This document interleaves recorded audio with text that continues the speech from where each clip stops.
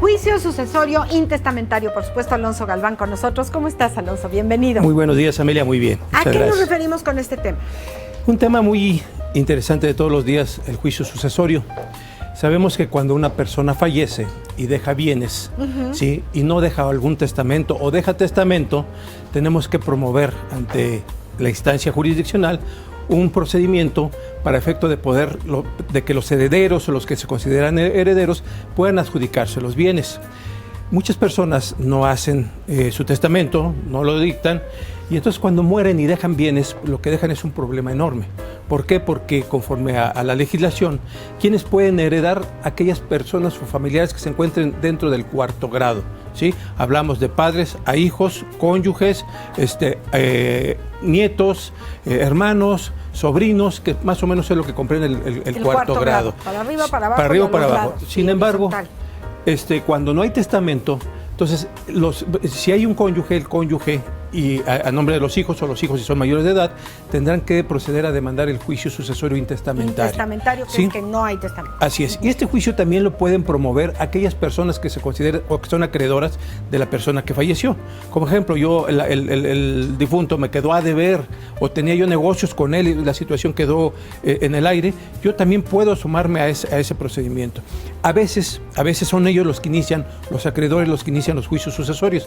¿Por qué? Porque los familiares tienen conocimiento o no tienen conocimiento de la situación económica que dejó el familiar fallecido y entonces no promueven ningún juicio. Vamos a suponer, yo, un familiar, pues me quedo con la casa, yo vivo en la casa, piensa, ¿para qué promuevo un juicio si estoy aquí en la casa? Ya estoy viviendo ahí. Sí, claro. aquí nadie me va a sacar aquí de la casa. Sin embargo, no voy a ser dueño de esa casa hasta que legalmente y a través de un juicio sucesorio se me adjudique esa propiedad como heredero de mi familiar. Ya. ¿Sí? A la persona que le debe, nada de que como me debes y ya se murió, se acabó la deuda. Sigue la deuda aunque ya sea difunto. Efectivamente. Y la va a cobrar a los herederos. A los herederos. A los herederos. Si no hay testamento, bueno, pues fíjate que sí, efectivamente, cuando no hay un juicio por los herederos, no inician el juicio, el acreedor lo inicia y señala, los posibles herederos son los familiares, la esposa, los hijos, y viven en tal domicilio, el juez los llama a juicio, ¿sí? Si se inicia el procedimiento y el difunto a mí fue el que me quedó a deber, yo puedo meterme dentro del juicio y demandar a la sucesión. ¿Sí? Demandar a la sucesión los adeudos que me dejó el difunto. Por eso existe la posibilidad incluso hasta de renunciar a las herencias. Porque vamos a suponer que yo voy a recibir una herencia que vale 100 pesos, pero resulta que mi familiar que me heredó tenía una deuda de 200 pesos, pues no la voy a aceptar. Perdiendo, claro. No me conviene aceptarla porque al igual que recibo los derechos, también adquiero obligaciones. Entonces tendría que pagar los 100 pesos que debía mi familiar que fallecido, ¿no? ¿Ok? Entonces no acepto la herencia. No acepto la herencia. Ahora, ¿qué comprende un juicio sucesorio? ¿Sí? Para poderlo demandar, el familiar o el que va a denunciarlo, tiene en primer lugar que acreditar con el acta de defunción el fallecimiento del familiar. Y en segundo lugar tenemos que acreditar mediante las actas de nacimiento el entroncamiento o la relación de parentesco que tenemos con la persona fallecida. Ya una vez que tengamos estos documentos junto con la demanda donde se va a iniciar el procedimiento sucesorio intestamentario, el juez le va a dar entrada y va a iniciar el procedimiento sucesorio. Este consta de 4 etapas. Yo les digo a mis clientes, son 4 pequeños juicios, ¿sí? En la primera etapa es la de el reconocimiento o la declaratoria de herederos. O sea, el juez en esta primera etapa, una vez que se denuncia, que se presentan testigos para acreditar que el fallecido no tenía más familiares que los que lo están denunciando, porque a veces adoptan, a veces tenemos hijos fuera de matrimonio, ¿sí? Y ellos, el juez tiene que protegerlos para el caso de un juicio sucesorio intestamentario. Que ya vimos que los hijos dentro o fuera del matrimonio tienen los mismos derechos. Así es correcto. Entonces el juez, una vez que se cumple con los requisitos, dicta una sentencia haciendo la declaratoria de herederos. Y dice, fulano, sultano y mengano son herederos del de cuyos el difunto, ¿sí? Y una vez que se dicta esa resolución y que es aprobada, el juez llama a una junta de herederos. ¿Para qué? Para nombrar o designar al albacea. ¿Quién es el albacea? El albacea va a ser el representante legal de los herederos durante el juicio y de los bienes que forman parte de la masa hereditaria. Una vez que esto sucede, que el albacea acepta y protesta su cargo, se termina esta primera sección, ¿sí? Y se inicia la segunda sección. La segunda sección... O sea que estos juicios son larguitos. Son un poco largos, Amelia. Realmente un procedimiento de estos debe durar 8 meses, pero difícilmente pero a veces se dura hacen eso. Eternos, claro. Así es, más cuando no hay acuerdo entre los herederos. Cuando hay desacuerdos... Ese es el problema, claro. Sí, por ahí yo sé de un juicio que creo que data de 1996, algo así. Ya se murieron los herederos, los hijos, ya están los nietos peleando. ¿Sí? Entonces, sí, pues vamos es increíble. a la segunda sección. ¿Cuántas partes tiene? Son cuatro secciones. La primera es la declaratoria de herederos. Sí. La segunda es de inventarios y avalúos. ¿Qué es? Exactamente. En esta segunda sección, el albacea le va a acreditar al juez mediante escrituras públicas, mediante títulos de crédito, acciones, facturas, cuáles son los bienes que dejó el difunto. ¿Sí? Dicen, estos son todos los bienes. En el caso de, por ejemplo, de bienes muebles y de bienes inmuebles, también debe acompañar los avalúos de cada uno de esos bienes, o un avalúo sobre la totalidad de los bienes. Eso, una vez que se presenta esto, el juez le da vista a los herederos y le dice, oye, el albacea, bueno, no le dice, oye, ¿verdad? No. Le informo herederos. Aquí entre nosotros sí nos decimos, oye. Oye, sí, esto fue lo que está, ese es los inventarios y son los avalúos que está presentando el albacea, para que ellos manifiesten si están conformes o no están conformes. Si no hacen manifestación alguna, el juez aprueba los inventarios y los avalúos. Entonces, esos son los bienes que van a entrar en el juicio sucesorio para la partición hacia los herederos. Okay. Termina ahí termina la segunda sección. No. ¿Cuál fue la segunda, verdad? Fue la segunda. Sí, primero declaratoria de herederos, repetimos segunda, inventarios y avalúos. Sí. La tercera sección es la de rendición de cuentas. Quiere decir que el albacea va a informar cómo se administraron los bienes. Vamos a poner si son casas y eso y se están rentando, va a informar lo que se recibió de rentas de esas casas. Si no, si las están habitando y no hay manejo de recursos, pues no administré nada, no hubo recursos. El albacea tiene mucha chamba. Tiene mucha chamba.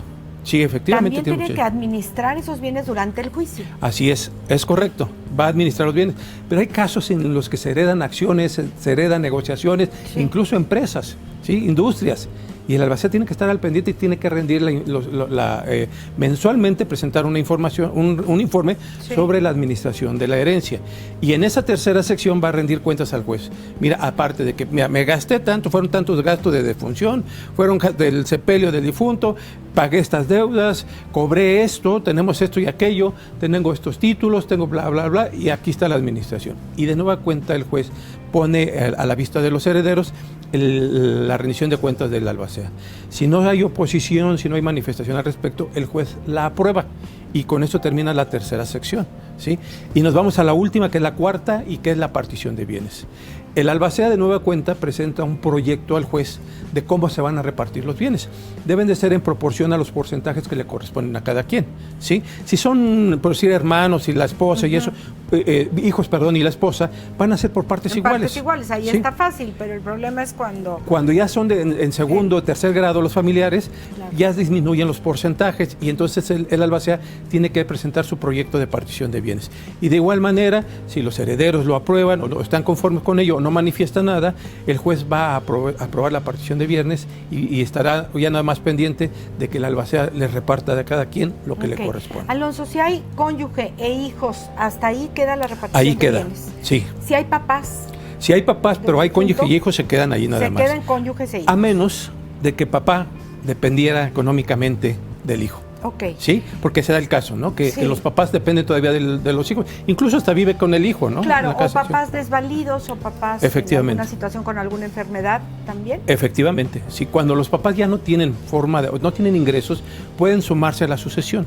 Y probablemente, casi seguro, porque yo lo he hecho y ha procedido, que el juez les asigne un porcentaje de la masa hereditaria. Entonces quedan protegidos. ¿Hermanos? Los hermanos, solo que no hubiera hijos, ni cónyuge ni hijos. Vamos a suponer que no hay esposa, si hay nada más esposa, la esposa es la heredera universal. Okay. Si hay un hijo o puros hijos, los hijos son los herederos. Pero si no hay esposa, no hay hijos, vienen los padres en primer lugar y los hermanos. ¿Sí? Si no hay padres, entonces serán los hermanos. ¿Y si no los sobrinos? Y si no los sobrinos. Pero generalmente ya ves que los mexicanos sí tenemos como muchos hijos. Normalmente sí. Los que están más, los que llegan después, bueno, los que ya estaban, pero se aparecen después a la hora del testamento. Efectivamente. Yo creo que de esta plática, como de muchas otras que hemos tenido, es hacer conciencia que hagamos un testamento.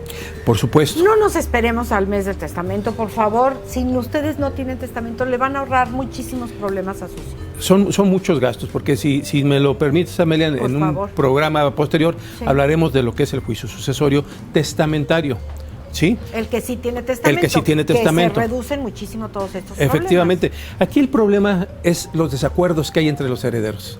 Normalmente hay desacuerdos. Sí, yo no entiendo por qué, si existe el testamento, y yo dije 30% para acá, 10%, ya lo dije antes de morir. Y así se reparte. ¿Por qué se ponen de pleito? Habiendo testamento hay pleitos entre los familiares. Lo que dijo, pero ¿por qué pelean si ya el muerto dijo cómo quería que se dividieran sus bienes? Ahora vamos a imaginarnos cuando no hay testamento. No, bueno, cuando no es lo que les digo, por favor, hagan el testamento. Es verdad, hemos visto casos que de veras de replay, porque se pelean que las carpetas, es que mi mamá dijo que esas eran para mí. ¿Qué carpetas? Las carpetitas esas que son tejidas y demás carpetitas, ¿no? No, las carpetitas tejidas y demás. Las que ponían antes en las que heredaron de la abuela, de la bisabuela, que si la vajilla, que si la estufa, que si el refrigerador. O sea, el caso es todo se pelea. ¿Por qué? Porque yo se lo regalé. No, es que yo se lo compré. Es que mi mamá me dijo que era para mí. Es que mi papá dijo que esto era mío. Si no hay un testamento, eso va a ocasionar el conflicto entre la familia. Si lo escribo o si lo escribe antes de que muera una persona, la carpetita es para mi hija Lupita, ¿se vale?